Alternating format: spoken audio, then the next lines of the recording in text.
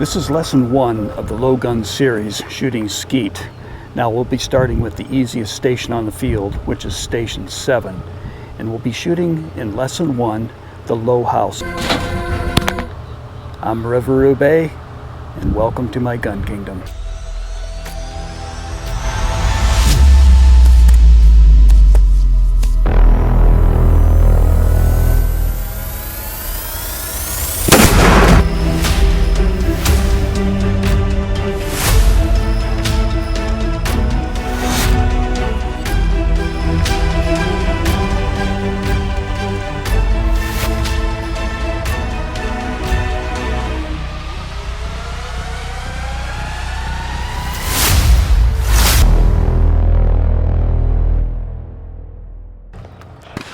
Okay, so here we are, first lesson, station 7, low house.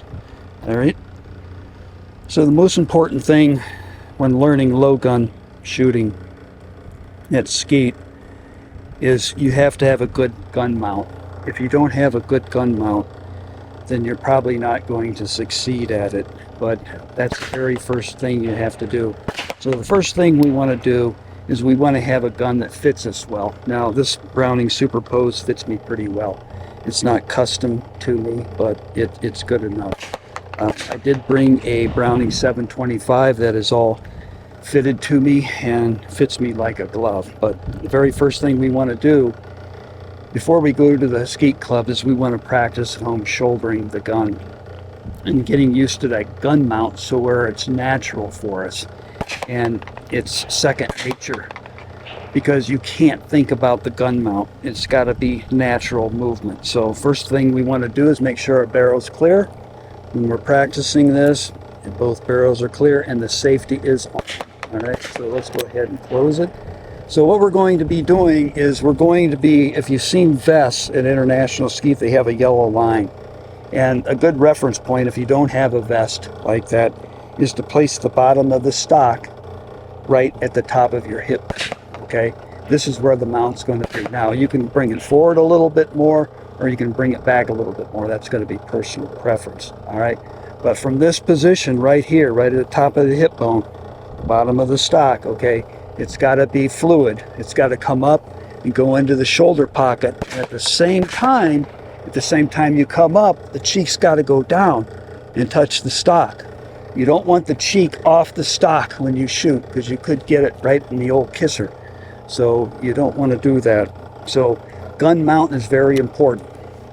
After that, your stance. Okay, but we take our leading foot and we point it in the direction to where we're going to break the target. Okay, so I'm right-handed, so I'm going to place my left foot forward and I'm going to point it towards where I'm going to break the target. That's pretty much where the center stake is.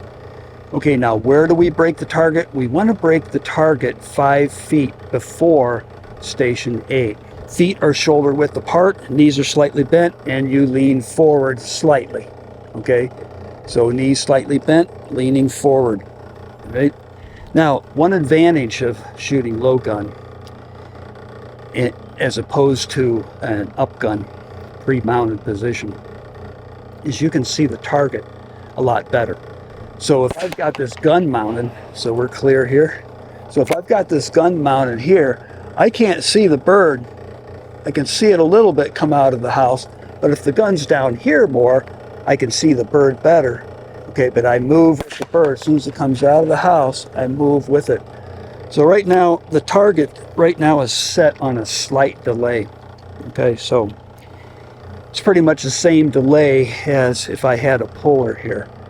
Okay, by the time I'd say pull and he would recognize that I said pull and push the button, it's about the same. It's about the same. So let's go ahead and shoot a few here. Now, what barrel do you load? I load the top barrel always, and it's just personal preference. All right, so it really doesn't make a difference, whichever barrel. So I have the selector set to the top barrel first. So I want to turn my safety off. Now this is not a field gun. This is a Skeet gun. So this is not an automatic safety. So every time I open and close the gun, the safety is off. All right. Okay, so the first thing I want to do before I arm the target with this controller is I want to close the gun. The reason I want to do that first is because sometimes closing the gun will set off the target to come out of the house. Okay, so I close the gun. Once I close the gun, the finger remains outside the trigger guard.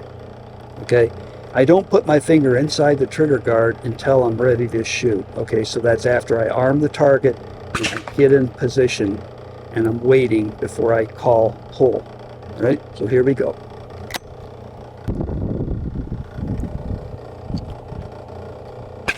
Pull. Okay, easy.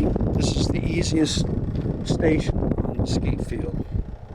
I'll shoot another one here, and then I'll get the 725. So in case you don't have a Browning Superposed shotgun, this is a 26.5-inch barrel.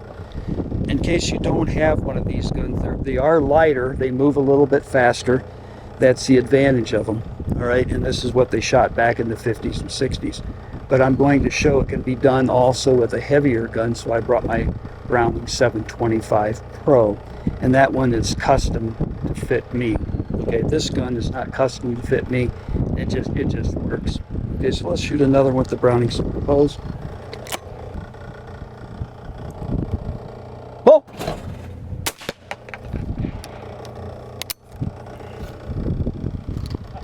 Okay, so let's get the 725. This can be done with a heavier gun too. This is the Browning 725 Pro. Okay, I just make sure my safety is off. Again, I'm shooting the top barrel.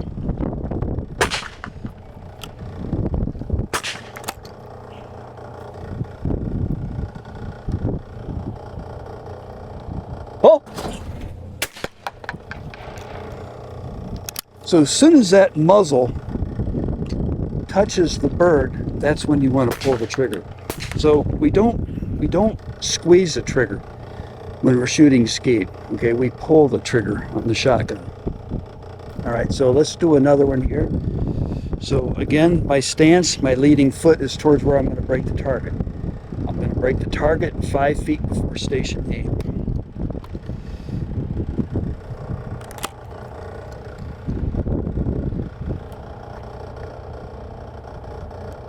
Oh!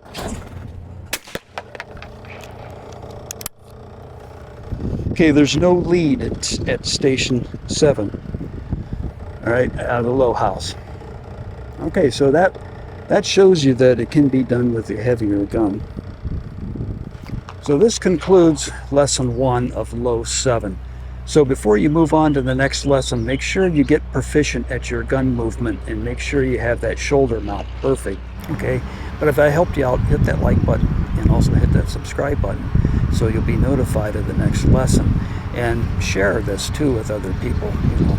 And if you have any questions or concerns, you know, leave a comment for me down in the comment section and I'll get back with you. But anyway, I appreciate you watching. Thank you.